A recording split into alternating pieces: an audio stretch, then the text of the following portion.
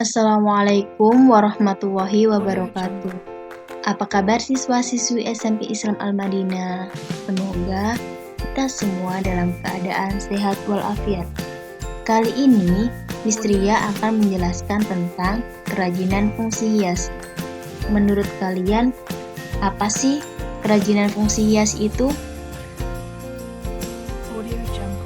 Ya, kerajinan fungsi hias merupakan kerajinan yang mengutamakan fungsi hias atau estetika dalam proses pembuatannya.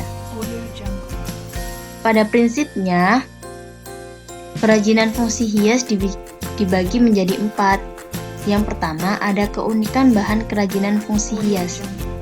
Jadi, bahan kerajinan fungsi hias didapatkan dari sumber daya alam di Indonesia yang begitu melimpah, yang memiliki karakteristik tertentu. Seperti yang pernah kalian pelajari di kelas 8. Masih ingat nggak? Tentang bahan alam, bahan buatan, bahan organik, dan bahan organik. Yang kedua, ada keterampilan tangan. Jadi, kerajinan fungsi hias dibuat menggunakan keterampilan tangan dengan kreativitas individu masing-masing. Yang ketiga, ada unsur estetika. Unsur estetika merupakan sentuhan keindahan yang dilihat dari bentuk, warna, dan komposisi suatu benda. Yang keempat, unsur hiasan. Unsur hiasan merupakan unsur dekorasi yang dibuat dengan dilukis, diukir, dan dicetak. Produk kerajinan fungsi hias. Kerajinan fungsi hias dibuat dengan tujuan sebagai berikut. Yang pertama, untuk memenuhi kebutuhan. Para perajin telah mempertimbangkan tujuan dari pembuatan produk kerajinan fungsi hias, yaitu untuk penghias. Contohnya, hiasan dinding, hiasan gantung, dan hiasan interior. Yang kedua, ada kerajinan fungsi hias modifikasi. Para perajin terkadang membuat inovasi pada produk kerajinan mereka yang dinilai telah usang atau membosankan. Salah satu caranya dengan menambahkan hiasan pada sebagian karya agar terlihat lebih unik dan menarik. Macam-macam kerajinan fungsi hias. Yang pertama ada hiasan janur. Janur merupakan daun muda dari beberapa jenis palma besar, terutama kelapa, enau, dan rumbia. Biasanya, hiasan janur digunakan untuk hiasan meja saat jamuan makan, hiasan kembar mayang sebagai penanda pasangan, dan sebagai penanda adanya pesta pernikahan yang dibuat menjadi penjor. Alat produksi hiasan janur. Yang pertama, ada pemotong berupa pisau atau cutter. Yang kedua, ada benang kasur. Yang ketiga, ada stapler. Dan yang keempat, ada bambu atau lidi. Sedangkan bahan untuk produksi hiasan janur, yaitu yang pertama ada janur tentunya. Yang kedua, ada pewarna agar terlihat lebih indah. Dan yang terakhir, ada bambu batang. Selanjutnya kita akan melihat proses pembuatan hiasan janur. Seperti inilah proses pembuatan hiasan janur. Kedua, hiasan lukis kaca. Lukis kaca merupakan jenis kerajinan yang menampilkan gaya lukisan di atas media kaca. Biasanya lukisan kaca dibuat di gelas atau di dinding kaca rumah kalian masing-masing. Alat pembuatan hiasan lukis kaca. Yang pertama, ada pena. Gunanya adalah untuk membuat objek gambar. Yang kedua, ada kertas desain. Gunanya untuk objek yang akan dilukis. Selanjutnya ada pisau kertas atau cutter. Gunanya untuk mengerok gambar yang salah. Ada juga kuas yang digunakan untuk mengecat agar hiasan lebih indah. Dan yang terakhir ada meja untuk alas pembuatan hiasan. Sedangkan bahan pembuatan hiasan kaca yaitu ada kaca transparan, ada lap, pengencer cat, dan cat kayu. Selanjutnya kita akan melihat proses pembuatan hiasan kaca. Hiasan tenun serat.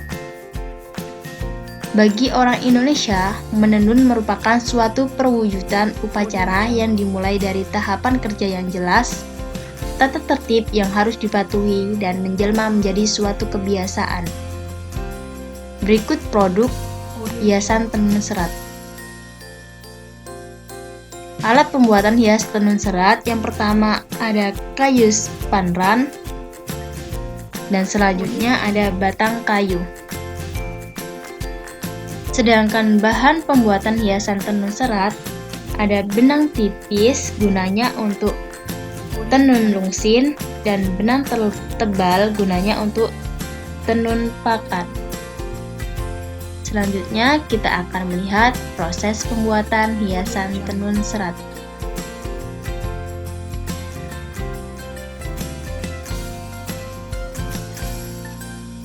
Hiasan sulam.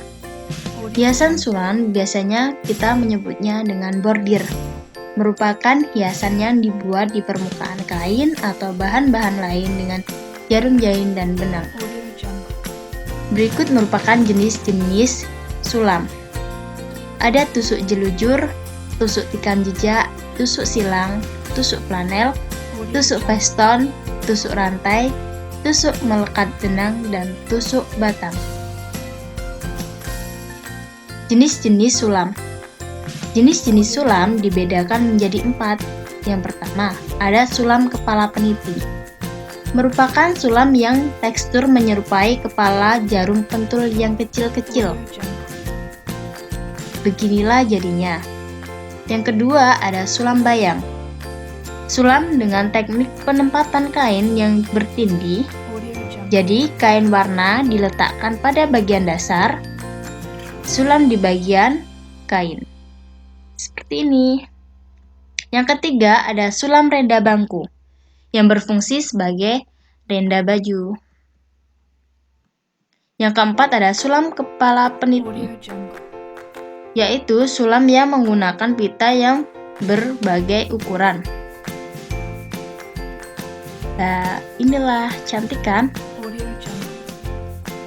Selanjutnya kita akan mengetahui tentang hiasan logam.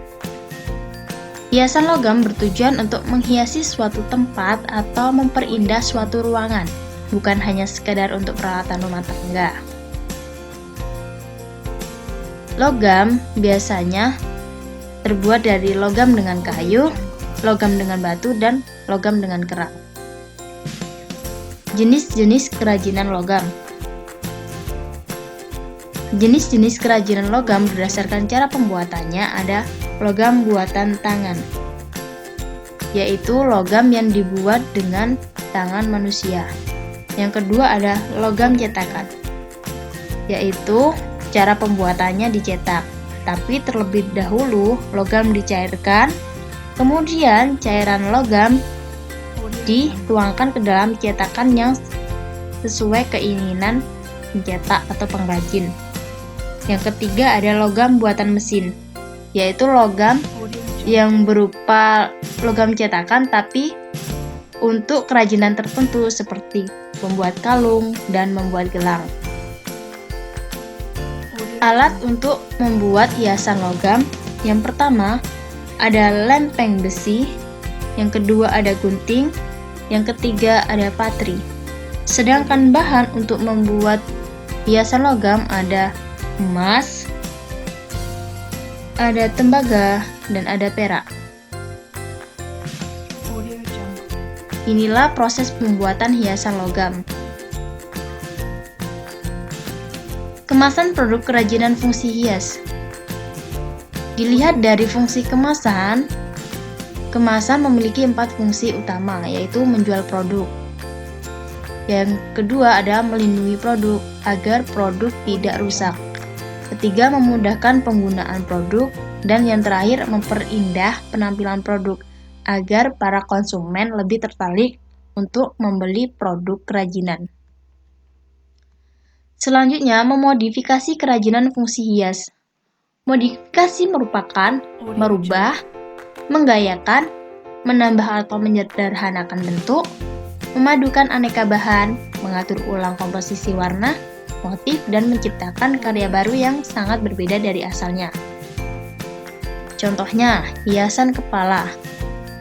Penari Bali ini dimodifikasi menjadi hiasan ruangan dengan menggunakan paduan bahan logam dan kayu serta besi sebagai penyangganya. Dan terakhir, kemasan produk kerajinan fungsi hias modifikasi. Kemasan merupakan wadah sebuah produk kerajinan yang dapat dilindungi produk, memudahkan penggunaan produk, memperindah penampilan produk, dan meningkatkan nilai jual sebuah produk. Jadi, kemasan ini bisa berupa kemasan plastik atau kemasan kardus. Sekian pembelajaran kali ini. Semoga bermanfaat untuk kalian semua. Wassalamualaikum warahmatullahi wabarakatuh.